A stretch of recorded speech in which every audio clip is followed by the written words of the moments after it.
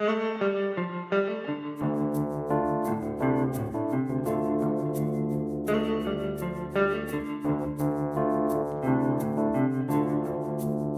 everybody, it's Matt. This is the 10-Minute Bible Hour podcast, and we've got a thing as a family that we do for all of the holidays. Like a little rhythm, little deal, like not all the holidays, but all the big ones, like Christmas, Thanksgiving, and Easter. There's stuff that we eat.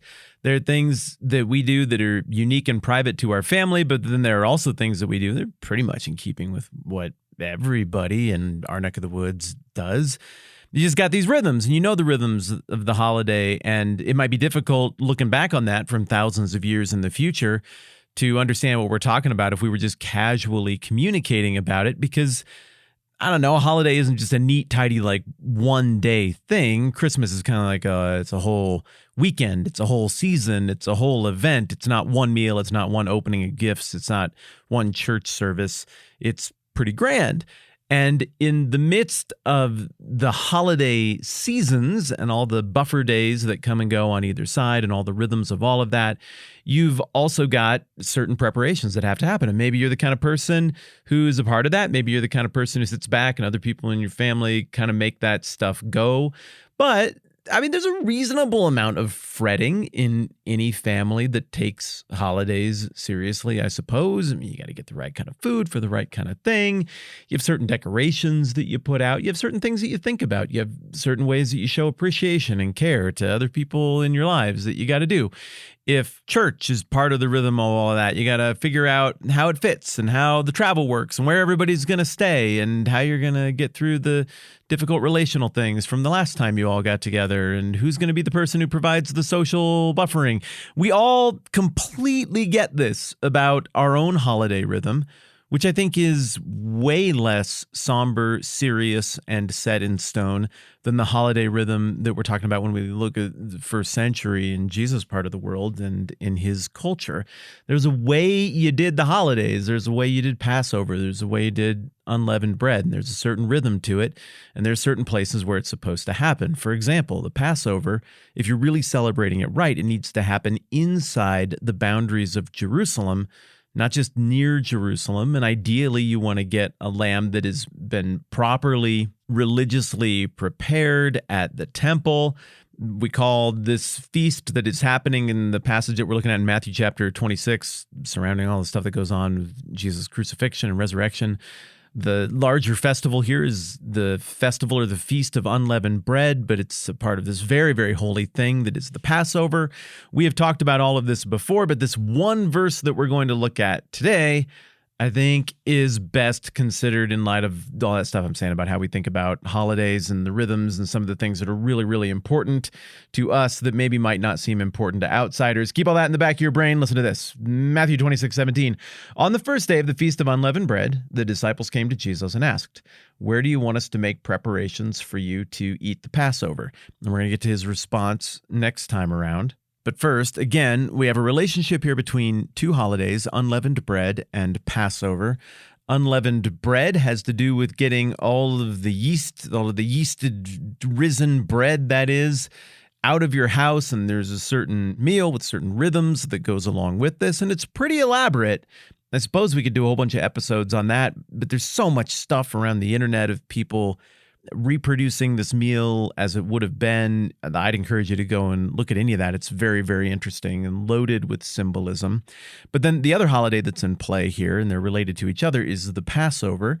And the Passover, of course, is a reference back to the last plague in Egypt, when the angel of death went around and the killing of the Hebrew sons at the hands of the Egyptians boomeranged back on them, by God finally pushing Pharaoh and the Egyptians over the edge through this series of plagues, the final one being that, hey, you took the Hebrew sons, now it's the Egyptian sons who will perish in the same way. Those twists of literary irony are very important, and the Old Testament in many ways is structured around such narrative twists.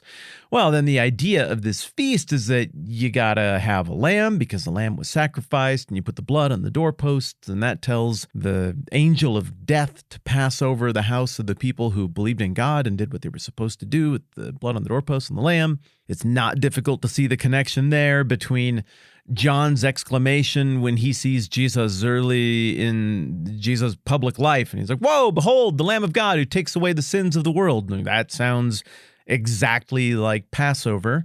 And then another part of the deal was that you needed to get a collection of a certain group of bitter roots or herbs that you were supposed to consume as a part of this meal. And I think it's in the Bible. I don't think this is just tradition. You know what? I couldn't tell you for sure where. Maybe this is in the Bible. Maybe it's tradition. I don't know. And we try not to edit out the parts where I just don't know things. So, hey, now you know that I don't know if this is tradition or Bible. But I think the idea, one way or another, of eating these roots was to remind you of how bitter it was to be enslaved by the Egyptians. And so, in the same way that throughout the Old Testament, every time there's a covenant renewal, that is a renewal of God's deal with his chosen people, or some kind of reminder of God's character, there's always this reference back to the one true God, the God of Abraham and Isaac and Jacob, the God of Moses, who led you out of slavery, who delivered you from slavery in Egypt. And the idea is that that event alone should be enough to permanently tether the descendants of Abraham, the Jewish, Hebrew, Israelite people, to their one true God, because look at this singular demonstration of power. Now, in reality, there are a jillion more demonstrations of that God's power throughout the Old Testament, but for remembering the character of God, that seems to be the one that they always point back to. So Passover, then, is in keeping with this. It annualizes, it institutionalizes this built-in, hardcore, take it very seriously cultural reminder that the God of our forefathers is the same God who is with us still, the God who saw us through the oppression under the brutal yoke of the Egyptians is the same God who is here seeing us through the oppression under the maybe not quite as brutal yoke of the Romans. It would get brutaler later. And so this meal doubled as cool family get together, go to the big city, hang out, holiday time, and also incredibly meaningful shared story. Everybody leans into the story and remembers that they are a part of a story that is much bigger than themselves. Theological reality shaping event that is built into every single year so that this understanding remains front and center. But remember back in Matthew 5:17, Jesus starts talking publicly for the first time. Then as people are hearing about how great this sounds at the beginning of the Sermon on the Mount, no doubt they're like, it's amazing, but we kind of already have a religion, and I don't know, what do we do with all the stuff that we already have, because we live those stories. And then Jesus says what is perhaps the pivotal verse of all of the book of Matthew theologically, Matthew 5:17, don't think I've come to abolish the law and the prophets. I haven't come to abolish them, but to fulfill them. So he sets the whole thing on that trajectory. That's a thesis statement right there from Jesus about what his life is going to be. And so he's the completion of all of these stories. He's the completion of the blood being on the doorposts at the top and the sides. It's a cross. Behold the Lamb of God who takes away the sins of the world. He fits with the story. He solves the story. He resolves the note. He completes the character arc. He completes the narrative arc. He completes the musical movement. And so the attentive original audience reader would have been like, okay, well, wow, we're really headed for quite the event here with Passover and the collision course between Jesus and the religious leaders happening all at once. This festival is a reminder of the blood that was shed to save God's chosen people. Jesus is setting himself up as though his blood is what is going to be shed to save God's people. The Feast of Unleavened Bread and the Passover are this vital moment, this vital reminder for keeping together God's chosen people, his family of faith. But Jesus is here building a new family of faith that seems to even transcend that. It would make sense that there would be some sort of culminating event around unleavened bread and Passover for that family of faith reason as well. This feast is a big deal on a national level. It's a big deal on a historical level. It's a big deal on a narrative level for the ebbs and flows of the book of Matthew. And it's a gigantic deal on a personal level between Jesus and his disciples. It's a narratively important and also a very human, understandable, relatable moment, especially for the original audience. The disciples, they're just rolling along with things here. And they're like, all right, well, we need to do this meal, right? What should we do?